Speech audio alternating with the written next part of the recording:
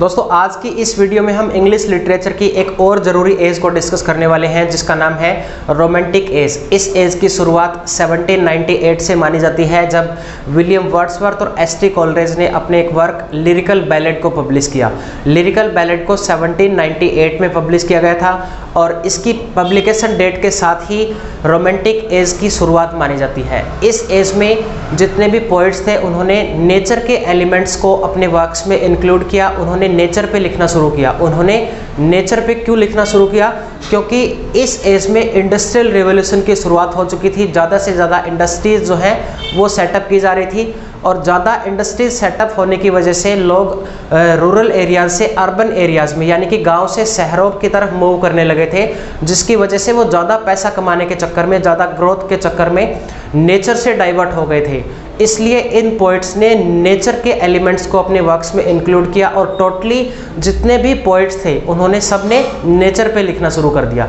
तो इन पोइट्स ने नेचर के प्रति अपने जो रोमांस है उसको शो किया है, तो इसलिए इस एज को रोमांटिक एज बोला जाता है। और आज की इस वीडियो में हम इसके जितने भी इम्पोर्टेंट कैरेक्टरिस्टिक्स हैं, जितने भी इम्पोर्टेंट पोइट्स हैं, जैसे कि फर्स्ट जनरेशन पोइट्स आए, उसके बाद सेकंड जनरेशन पोइट्स है, कुकनी स्कूल ऑफ पोइट्स हैं, इन सबको हम डिस्कस करने वाले हैं। तो वीडियो को लास्ट तक देखिए और अगर आप हमारे चैनल पर नए हैं तो चैनल को भी सब्सक्राइब कर लीजिए, बेल आइकन को प्रेस कर लीजिए ताकि आने वाली वीडियो की नोटिफिकेशन भी आपको मिलती रहे। तो चलिए शुरू करते हैं आज की हमारी वीडियो। दोस्तों रोमांटिक एज में आकर राइटिंग का स्टैंडर्ड पूरी तरह से बदल चुका था। राइटिंग का जो स्टैंडर्ड है वो प्री रोमांटिक और न्यू क्लासिकल से बिल्कुल अलग था। इन पोइट्स की राइटिंग पूरी तरह से रूल्स और रेगुलेशन से फ्री थी। इस एज का लिटरेचर पूरी तरह से मिडिल क्लास और रूरल क्लास के लोगों को ध्यान में रखकर लिखा जाने लगा था। जब इंग्लैंड में रोमांटिसिज्म की शुरुआत हुई थी तो इंग्लैंड का किंग जॉर्ज थर्ड था। ये अपने पागलपन के लिए काफी ज्यादा फेमस था। इस एज में इंडस्ट्रियल रिवॉल्यूशन हुआ। ज्यादा ग्रोथ करने के लिए गांव से शहरों की तरफ मूव करने लगे और लोगों का रिलीजन और नेचर से ध्यान डाइवर्ट होने लगा, जिसकी वजह से पोइट्स ने नेचर पे लिखना शुरू किया। हिस्ट्री में कुछ इंपॉर्टेंट इंसिडेंट हुए, जैसे कि इस एज में अमेरिका को आजादी मिल गई थी और इस एज में फ्रेंच रिवॉल्यूशन भी हुआ था जिसको वर्ड्सवर्थ ने काफी ज्यादा सपोर्ट किया। अब मैं आपको इस एज के कुछ दूसरे की फैक्ट्स बताता हूं। एक जर्मन पोइट थे फ्रेडरिक स्केलेगल। इन्होंने ही सबसे पहले इस रोमांटिसिज्म नाम की इस टर्म को यूज किया था। और इसके अलावा वॉल्टर पीटर ने रोमांटिसिज्म के बारे में बोला है एडिशन ऑफ स्ट्रेंजनेस, क्योंकि इस एज में कुछ नई चीजें ऐड हो रही थी। जो इससे पहले की एज में लिटरेचर लिखा जाता था वो एक तरह से आर्टिफिशियल लिटरेचर था, लेकिन यहाँ आते आते चीजें बदल गई थी। पोइट्स ने नेचर पे लिखना शुरू कर दिया था। और इसके अलावा वॉट्स डंटन ने रोमांटिक एज को द रेनेसा ऑफ वंडर बोला है। और यहाँ एक बात और याद रखना दोस्तों, गोथे जो है उन्होंने कभी भी इस रोमांटिक मोमेंट को पसंद नहीं किया। अब आगे अगर हम बात करें इस एज के लिटरेचर की, तो इस एज में पोइट्री को बहुत ज्यादा पसंद किया गया था। इसलिए जो राइटर है वो बहुत ज्यादा पोइट्री ही लिख रहे थे और पहली बार इमेजिनेशन का डोमिनेशन हुआ, क्योंकि इन पोइट्स की पोइट्री में इमेजिनेशन पूरी तरह से झलक रही थी। तो इस एज की जो पोइट्री है उसकी सबसे इंपॉर्टेंट कैरेक्टरिस्टिक्स है इमेजिनेशन। अगर हम रोमांटिक एज के लिटरेचर की बात करें, पोइट्री की बात करें, तो वो पूरा का पूरा डिपेंड है इमेजिनेशन पे। दूसरी सबसे बड़ी कैरेक्टरिस्टिक्स है इसमें मेलंकली और तीसरी है एस्केपिज्म।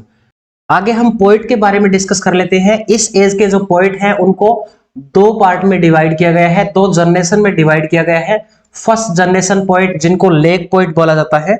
फर्स्ट जनरेशन पोइट में William Wordsworth, S T Coleridge और रॉबर्ट साउदे आते हैं। इनको लेक पोइट इसलिए बोला जाता है क्योंकि ये इंग्लैंड में लेक डिस्ट्रिक्ट के आसपास रहते थे।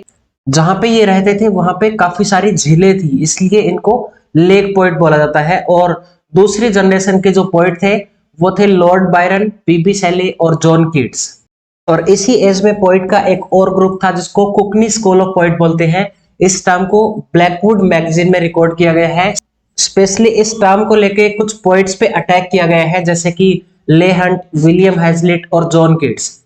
और फर्स्ट जनरेशन के जो ये पोइट थे इसमें रॉबर्ट साउदे जो हैं वो 1813 से लेकर 1843 तक 30 साल तक इंग्लैंड में पोइट लॉरिएट रहे हैं। पोइट लॉरिएट दोस्तों इंग्लैंड में एक नेशनल पोइट को ये रैंक दिया जाता था। और रॉबर्ट साउदे की डेथ के बाद 1843 में विलियम वर्ड्सवर्थ पोइट लॉरिएट बनते हैं और 1850 में जब विलियम वर्ड्सवर्थ की डेथ हो जाती है, उसके बाद एक बहुत ही famous Victorian poet Alfred Lord Tennyson जो है वो पोइट लॉरेट बनते हैं।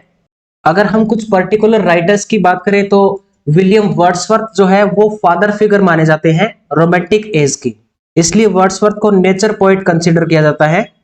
और सैमुअल टेलर कॉलेज जो है वो एक सुपरनेचुरल पोइट थे। उनकी पोइट्री में आपको मिस्ट्री और सुपरनेचुरल एलिमेंट्स देखने को मिलते हैं, जैसे कि इनकी एक बहुत ही फेमस पोइम है क्रिस्टाबेल।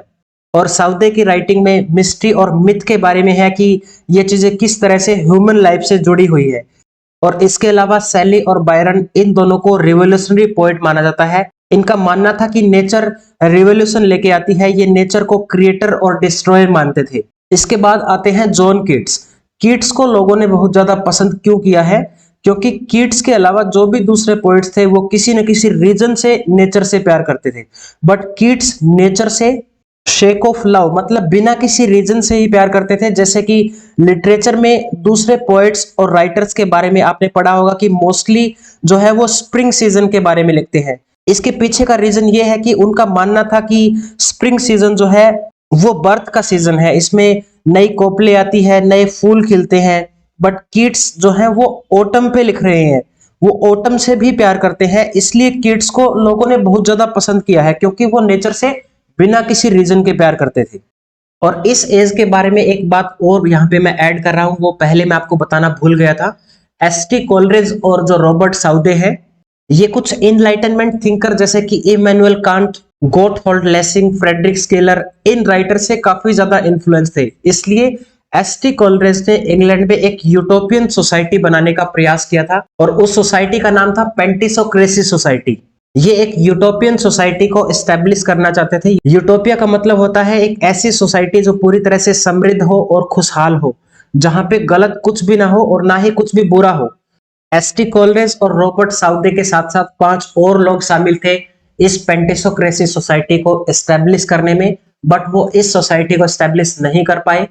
इन्होंने सस्केहाना रिवर के आसपास ही कुछ लैंड को वोट किया था, और वो यहीं पे इस सोसाइटी को एस्टेब्लिश करना चाहते थे, जहां वुमेन के लिए भी सब कुछ इक्वल हो, कॉमन प्रॉपर्टी लॉ हो। बट वो ऐसा नहीं कर पाए, और ये एक फेलियर अटेम्प्ट था। और रॉबर्ट साउदे और एसटी कोलरिज के साथ साथ और जिन 5 लोगों ने इस सोसाइटी को डेवलप करने की कोशिश की थी, वो 5 लोग थे रॉबर्ट लववेल, और 3 इसमें ये फ्रिकर सिस्टर थी, सारा फ्रिकर, एडिथ फ्रिकर और मैरी फ्रिकर। और इसके अलावा एक और पोइट था जॉर्ज बर्नेट। ये 7 लोग थे जिन्होंने इस पेंटिसोक्रेसी नामक सोसाइटी को एस्टेब्लिश करने का प्लान किया था। अब हम आगे डिस्कस कर लेते हैं इनके अलावा कुछ अन्य पोइट्स की, जैसे कि Walter Scott, Charles Lamb, William Hazlitt, Mary Shelley और जेन ऑस्टन। ये इस एज के कुछ प्रोज राइटर और एसे राइटर थे। वॉल्टर स्कॉट जो है वो अपनी वेवरली नॉवल के लिए काफी ज्यादा फेमस हुए, चार्ल्स लैम्ब अपने ऐसे राइटिंग के लिए, और विलियम हैजलिट जो है वो क्रिटिसिज्म पॉइंट ऑफ व्यू से काफी ज्यादा इंपॉर्टेंट राइटर है। और मैरी शैली को इनकी गोथिक नॉवल फ्रैंकेनस्टीन के लिए जाना जाता है। इसके बाद हम बात करते हैं इस एज की एक और इंपॉर्टेंट राइटर जेन ऑस्टन के बारे में। जेन ऑस्टन इस एज की सबसे बड़ी फीमेल नॉवेलिस्ट थी, और ये अपनी लैंडेड जेंट्री नॉवल के लिए जानी जाती है।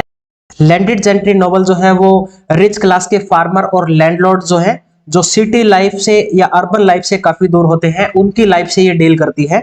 जेन ऑस्टन की मोस्टली नॉवल की थीम लव पे बेस्ड है, बट अलग अलग सिचुएशन में अलग अलग तरीके से, क्योंकि जेन ऑस्टन के लिए फर्स्ट प्रायोरिटी जो है वो मैरिज थी, और सेकंड प्रायोरिटी जो है वो लव थी।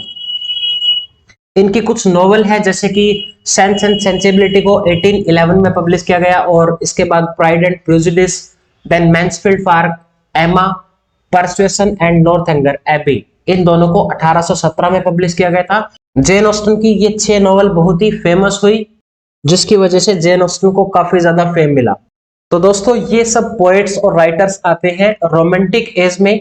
आज की वीडियो में बस इतना ही, अब मिलते हैं आपसे अगली वीडियो में।